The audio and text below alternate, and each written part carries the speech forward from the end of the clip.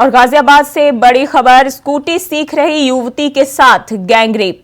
Auto से अगवा कर युवती से किया गैंगरेप। पीड़िता की सहेली दोस्त को बनाया बंधक। चौनिका सिटी इलाके की बताई जा रही वारदात। गाजियाबाद में 3 लोगों पर मुकदमा दर्ज। रिपोर्ट दर्ज कर मामले की जांच में जुटी पुलिस।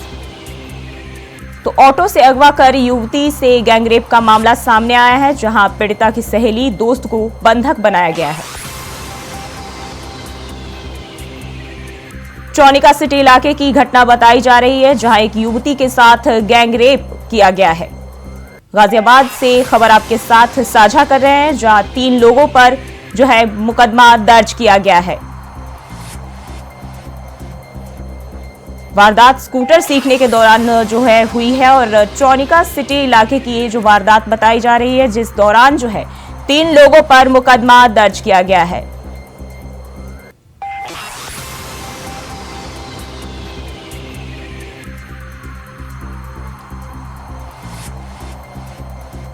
तो गाजियाबाद से आपके साथ खबर साझा कर रहे हैं। स्कूटी सीख रही युवती के साथ गैंगरेप की वारदात जो है वो सामने आई है और ऑटो से अगवा कर युवती से गैंगरेप किया गया है। इस दौरान पीड़िता की सहेली और दोस्त को भी बंधक बना लिया गया, जिसके बाद पुलिस जो है 3 लोगों के खिलाफ FIR दर्ज कर चुकी है।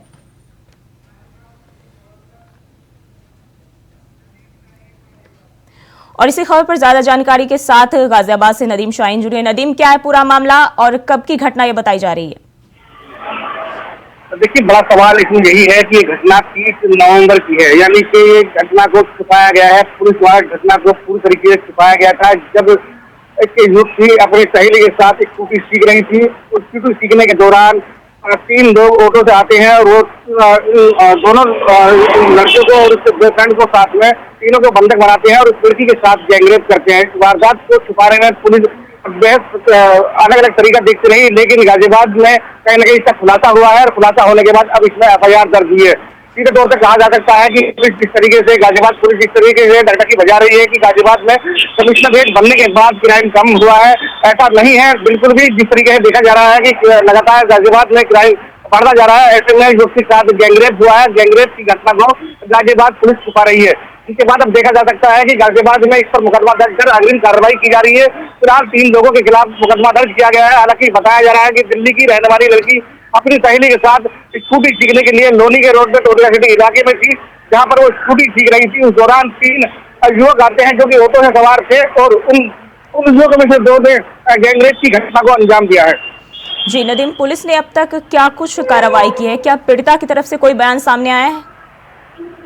देखिए, पीड़िता की तरफ से अभी तक लगातार वो अपने प्रयासों में लगे हुए थे कि जिस तरीके से ये घटना घटी है उसके बाद उनके साथ कोई इंसाफ हो सके। हालांकि जिस तरीके से गाजियाबाद पुलिस ने इसमें देरी की है, कहीं न कहीं सवाल निशान गाजियाबाद पुलिस के ऊपर बनते हैं, क्योंकि इतना लेट हो जाना, क्योंकि 30 नवंबर की ये घटना है तो बड़ी देर में जाकर इस पर FIR दर्ज होती है और जो आगे की कार्रवाई है वो पुलिस करने में जुटी हुई है। फिलहाल गाजियाबाद में इस खबर को लेकर कहीं न कहीं हड़कंप मचा हुआ है और हड़कंप मचने के बाद पुलिस महकमे में भी कहीं न कहीं खलबली मची हुई है, जिसके बाद अब गाजियाबाद की पुलिस इस पर कहीं न कहीं कार्रवाई की बात कर रही है।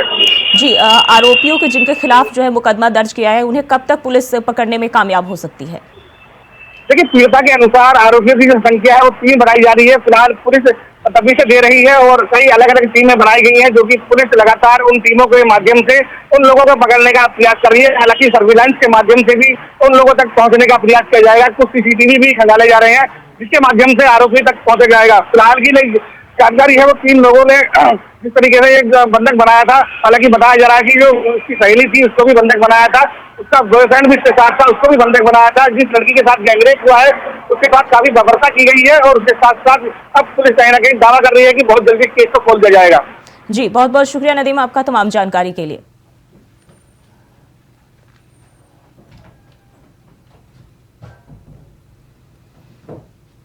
और लखनऊ से बड़ी खबर, MLA राजेश्वर सिंह ने की CM योगी से भेंट। CM आवास पर पहुंचकर CM योगी से की भेंट। विधानसभा क्षेत्र के विकास कार्यों से कराया रूबरू।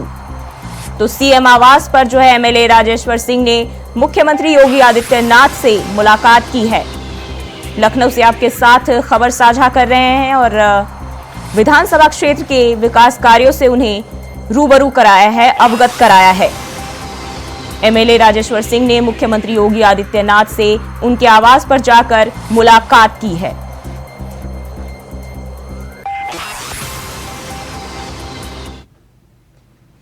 और अलीगढ़ के क्वारसी थाना इलाके से दिल दहला देने वाला मामला सामने आया है, जहां एक पति ने अपनी पत्नी को छत से फेंक दिया, जिससे पूरे इलाके में हड़कंप मच गया। बता दें कि आए दिन शराब पीने को लेकर दोनों की आपस में काफी झगड़ा हुआ करता था, जिसके बाद बच्चों के सामने ही पिता ने मां को छत से नीचे फेंक दिया, जिसके बाद आरोपी पति मौके से फरार हो गया। वहीं सूचना पर पहुंची पुलिस मामले की जांच में जुट गई है।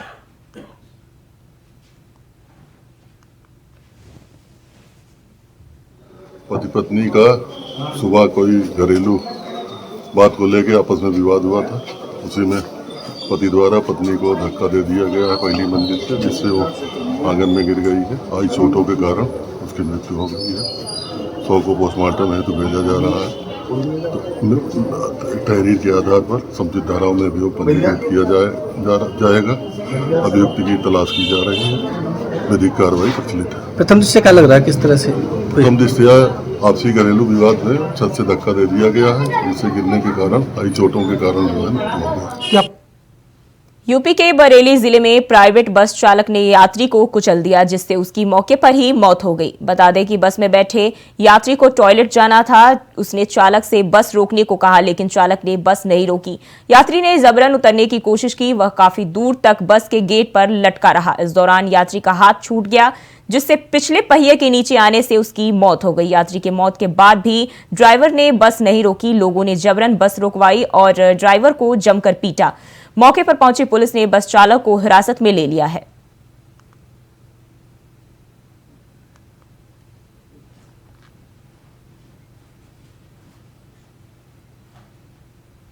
खबर राजधानी रांची से है, जहां आजसू पार्टी के केंद्रीय अध्यक्ष के आवास में पार्टी के द्वारा मिलन समारोह आयोजित किया गया। इसमें कई जनप्रतिनिधि ने पार्टी के केंद्रीय अध्यक्ष के समक्ष रांची जनप्रतिनिधियों में विशेष तौर पर कांग्रेस के बड़का गांव के विधायक प्रतिनिधि सहित अन्य कांग्रेस नेता मौजूद रहे, जिन्होंने आजसू पार्टी की सदस्यता ग्रहण की।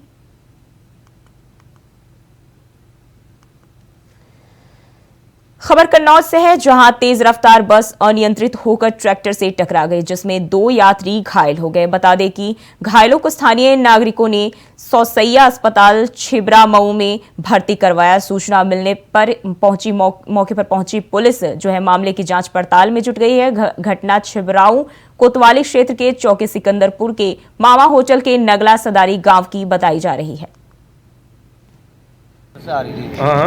उधर से ट्रैक्टर वाले ने ऐसे करके घुमाया, एक साथ ट्रैक्टर गलत काटा भैया। सियारी थी आपकी मदनपुर। ट्रैक्टर वाले ने बहुत गलत काटा है, एक साथ काटा है ट्रैक्टर वाले ने। सवारियों को भी चोट आई है ना, कोई इंडिकेशन दी, बस लेके गुजर के चला गया अंदर। बोकारो में केंद्रीय मंत्री अर्जुन मुंडा ने बयान देते हुए कहा कि जिन राज्यों में विधानसभा चुनाव हुआ है, वहां भाजपा निश्चित रूप से जीत दर्ज करेगी, क्योंकि भाजपा एक भारत श्रेष्ठ भारत के संकल्प को लेकर चल रही है। साथ ही उनसे पूछा गया कि क्या यह लोकसभा से पहले सेमीफाइनल है, तो उन्होंने कहा कि राज्य का चुनाव और देश का चुनाव 2 अलग अलग चीज हैं। देश के चुनाव को लेकर राष्ट्रीय मुद्दे देखे जाते हैं। एग्जिट पोल के सवाल पर उन्होंने कहा कि ये संभावना पर होता है, लेकिन जनता ने जो हमें साथ दिया है उसको लेकर बीजेपी आश्वस्त है और इसी आधार पर हम जीत का दावा भी कर रहे हैं।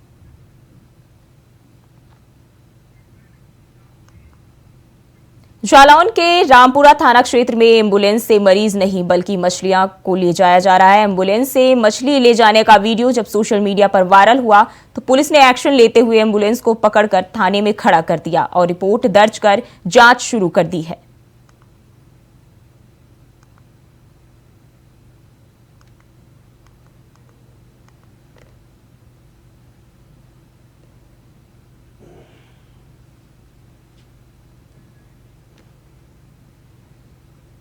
कांग्रेस पार्टी के वरिष्ठ नेता और राज्यसभा सांसद प्रमोद तिहारी ने बड़ा बयान दिया है। उन्होंने दावा किया है कि 5 में से 4 राज्य में कांग्रेस पार्टी पूर्ण बहुमत की सरकार बनाएगी। वहीं मिजोरम में कांग्रेस पार्टी गठबंधन के जरिए सरकार में शामिल रहेगी। प्रमोद तिवारी ने कहा, अभी तक जितने भी एग्जिट पोल आए हैं वो एग्जिट नहीं है। हर कोई अलग अलग तरीके से एग्जिट पोल दिखा रहा है, इसलिए 3 दिसंबर तक का इंतजार करना चाहिए। साध्वी प्रज्ञा जी, मध्य प्रदेश में पिछले तमाम रिकॉर्ड को तोड़ते हुए ऐसी कांग्रेस की सरकार बनने जा रही है जिसे आप चाहें भी, आपकी पार्टी भी चाहे तो तोड़कर पिछली बार की तरह सरकार चोरी की न गठित करे। इतना बहुमत मिलेगा मध्य प्रदेश में। देखिए, एग्जिट पोल का जरा सा आप देखिए, एग्जिट पोल में ही समानता नहीं है। कोई कुछ बता रहा है, कोई कुछ बता रहा है। कोई हमें जीतता हुआ बता रहा है मध्य प्रदेश राजस्थान में, कोई उनको जीतता हुआ बता रहा है। तो जब एग्जिट पोल ही एग्जैक्ट नहीं है तो उस पर क्या प्रतिक्रिया व्यक्त करना। हम अपने अनुभव के साथ कह सकते हैं कि 4 राज्यों में पूर्ण बहुमत के साथ हम सरकार बनाएंगे और मिजोरम में हम मिलकर गठबंधन करेंगे।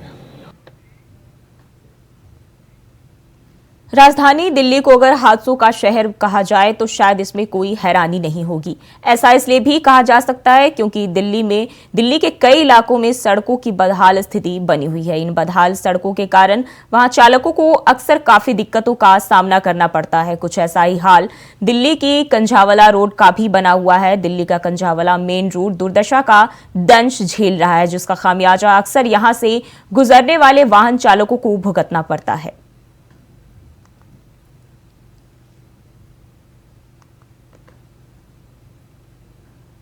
3-4 साल हो गए इसको, ये हालत ख़राब है। पूरे रोड की थी, पहले कुछ बन गया हिस्सा, अब पीछे बेगमपुर से भी तक यहाँ तक का रास्ता ख़राब है। काम धंधे बिल्कुल फ्लॉप हो चुके हैं। ये रोड, ये सारा, ये क्या नाम, देखो यहाँ पर आए दिन गाड़ी टूटती है, हर आए दिन गाड़ी फंसती है यहाँ पे, समझिए कोई सुनवाई नहीं है। ये सब के नाम है, पानी भर जाता है। पानी भरने से इतने नुकसान है कि कोई आके इधर से, मतलब कोई खुशी नहीं है। इधर से बाहर हो जाता है, इधर से इधर, उधर से उधर घूम जाता है। तो काम धंधे और दुकानदारी बिल्कुल एकदम ठप हो चुकी है इस रोड की वजह से। समझिए 3 साल से इतनी परेशानी उठाए हुए हैं, आगे कुछ कह नहीं सकते इस चीज़ के बारे में। आगे प्रशासन का कोई सुनवाई नहीं है। पिछले 2-3 साल से बहुत बुरा हाल है। ये आप देख ही रहे हो, कीचड़ भरा है, खड्डे हो रहे हैं, रोज़ गाड़ियाँ टूट रही है। मेरी गाड़ी रिपेयरिंग पे है, कितनी बार रिपेयर कराऊँ। टैक्स तो दुनिया भर का लेते हैं, रोड ठीक नहीं करवाते हैं। मेन रोड है यही, मेन रोड है जी ये, यहाँ कंझावला ये अपना दूर तक, और ये सबसे main road, heavy traffic road टूटने, ये पानी भरने की वजह से रोड खराब, सिंगल रोड, एक्सीडेंट होना और ये होना रोज के आम वे हो गई हैं। बहुत परेशानी हो रही है सबको।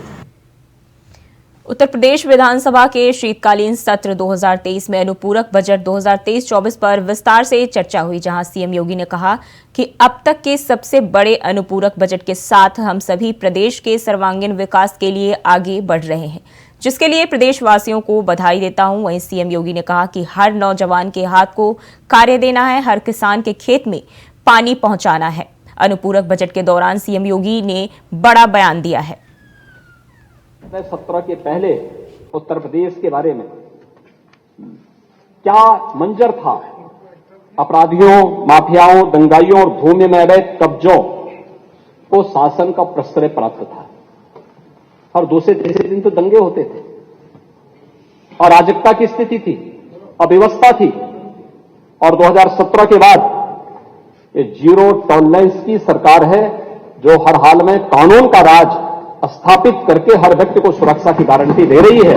उसका परिणाम यह हम सबके सामने आए हैं। और महोदय, आज एनसीआरबी की जो रिपोर्ट है उत्तर प्रदेश के बारे में लिखती है कि प्रदेश के अंदर महिला संबंधी अपराधियों को संबंधी अपराधों में संलिप्त अपराधियों को सजा दिलाने में उत्तर प्रदेश देश में नंबर 1 का राज्य है, जो अपने यहां सबसे अधिक अपराधियों को सजा दिलाता है।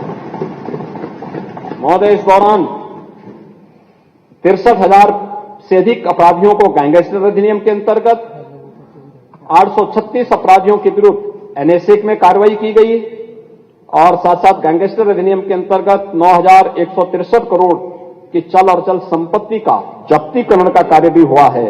माफिया और अपराधियों के द्वारा जो अवैध संपत्ति अर्जित की गई है, उनमें 2827 करोड़ रुपए के अधिक की संपत्ति को भी सरकार ने अपने कब्जे में लिया है। प्रदेश के अंदर 66 माफिया उनके गैंग्स के जो सदस्य हैं, कुल 1044 के विरुद्ध 590 अभियोग पंजीकृत भी किए गए और 506 की गिरफ्तारी भी की गई।